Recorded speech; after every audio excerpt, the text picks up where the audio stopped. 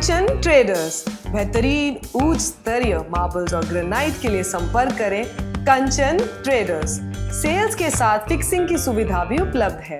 घर को डेकोरेट करना हो, फर्नीचर्स को नेक्स्ट लेवल लुक देनी हो, दफ्तर को टॉप क्लास बनाना हो, कंचन ट्रेडर्स।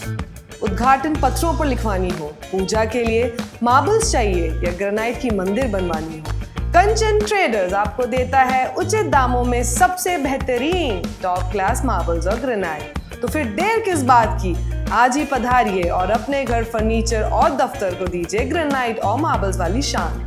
कंचन ट्रेडर्स, बल लाइन जंक्शन के करीब, कैलिकट रोड और सिप्पी घाट, जोड़ा किलन के पास। कंचन ट्रेडर्स।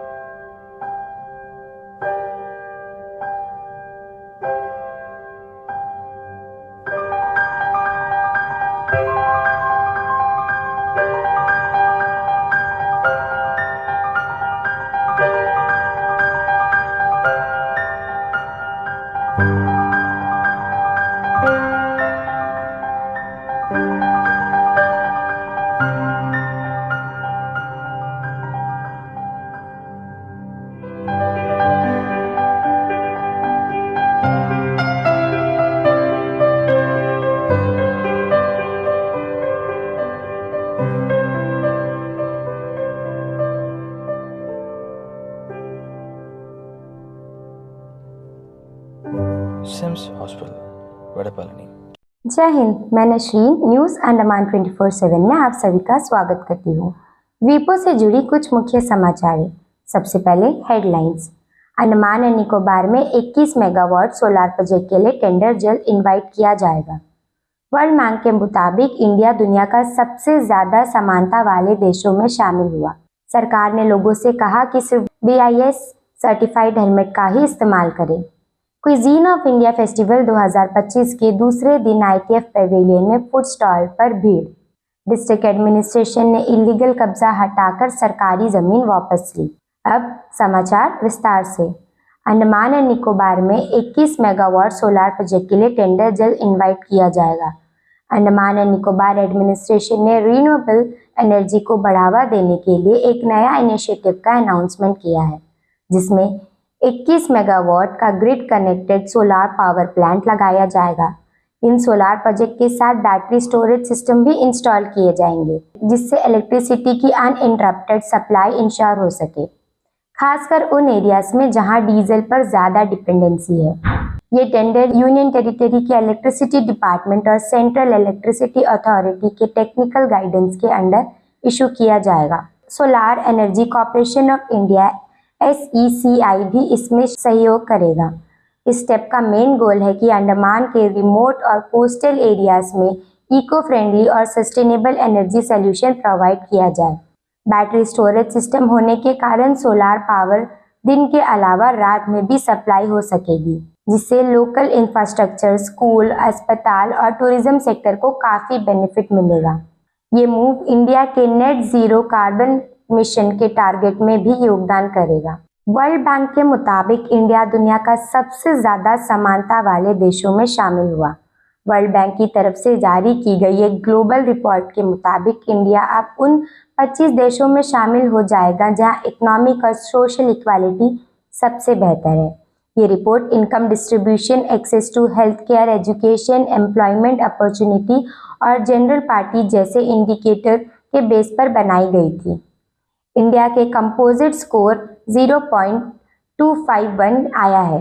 ये काफ़ी अच्छा माना जा रहा है। ये स्कोर स्लोवाकिया जैसे यूरोपियन कंट्री के स्कोर के करीब है, जिससे दुनिया के मोस्ट इक्वल सोसाइटी में गिना जा सकता है। रिपोर्ट के मुताबिक पिछले कुछ सालों में इंडिया में पॉवर्टी रिडक्शन, हेल्थ स्कीम्स और रूरल डेवलपमेंट प्रोजेक्ट जैसे आयुष्मान भारत, उज्ज्वला योजना और जन धन योजना ने लेवल पर समानता बढ़ाने में मदद की है।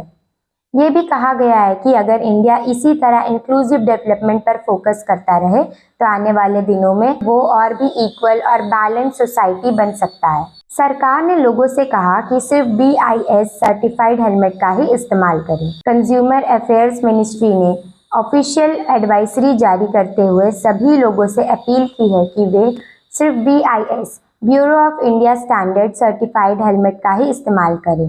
ये अपील इसलिए की गई है क्योंकि मार्केट में अब भी कई ऐसे हेलमेट बिक रहे हैं जो सेफ्टी नॉर्म्स पर खड़े नहीं उतरते और एक्सीडेंट के वक्त सर पर किसी भी तरह की इंजरी होने के रिस्क बन जाता है। मिनिस्ट्री ने यह भी बताया कि जो डीलर्स और शॉप अनसर्टिफाइड हेलमेट बेच रहे हैं उनके खिलाफ स्ट्रिक्ट एक्शन लिया जाए। ये इनिशिएटिव का मेन एम है रोड सेफ्टी को बढ़ावा देना और हेलमेट कंप्लायंस को इंश्योर करना। एज पर रिपोर्ट अब तक 176 मैन्युफैक्चरिंग यूनिट BIS सर्टिफाइड ले चुके हैं और हेलमेट प्रोडक्शन BIS नॉर्म्स के अकॉर्डिंग कर रहे हैं। हेलमेट के बिना या अनसेफ हेलमेट यूज करना न केवल लॉ का उल्लंघन है बल्कि एक सीरियस जानलेवा रिस्क भी है। सरकार चाहती है कि पब्लिक सेफ्टी के लिए लोग जागरूक हो और क्वालिटी टेस्टेड प्रोडक्ट्स ही खरीदें। क्विजीन ऑफ इंडिया फेस्टिवल 2025 के दूसरे दिन ITF पवेलियन में फूड स्टॉल पर भारी भीड़। टूरिज्म डिपार्टमेंट के कोलैबोरेशन के साथ चल रहा क्विजीन ऑफ इंडिया फेस्टिवल 2025 में अपने सेकेंड डे में लोगों के लिए एक कल्चरल और क्यूलिनरी ट्रीट बनाया गया। ITF पवेलियन में सभी राज्यों के खास ट्रेडिशनल फूड स्टॉल लगाए गए जहां पर विदेशी और देशी टूरिस्ट कई डिशेस टेस्ट किए। फेस्टिवल के मकसद है कि इंडिया के रिच क्यूलिनरी हेरिटेज को प्रमोट करना।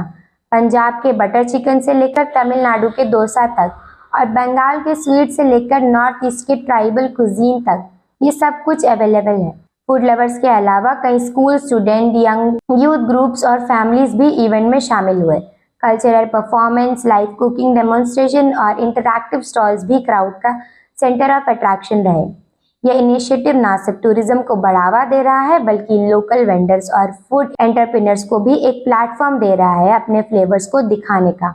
डिस्ट्रिक्ट एडमिनिस्ट्रेशन ने इलीगल कब्जा हटाकर करी सरकारी जमीन वापस। साउथ अंडमान के डिस्ट्रिक्ट एडमिनिस्ट्रेशन ने एक मेजर एंटी एनक्रोचमेंट ड्राइव चलाकर ITF ग्राउंड के आसपास के एरिया में इलीगली बनाए गए स्ट्रक्चर को हटा दिया।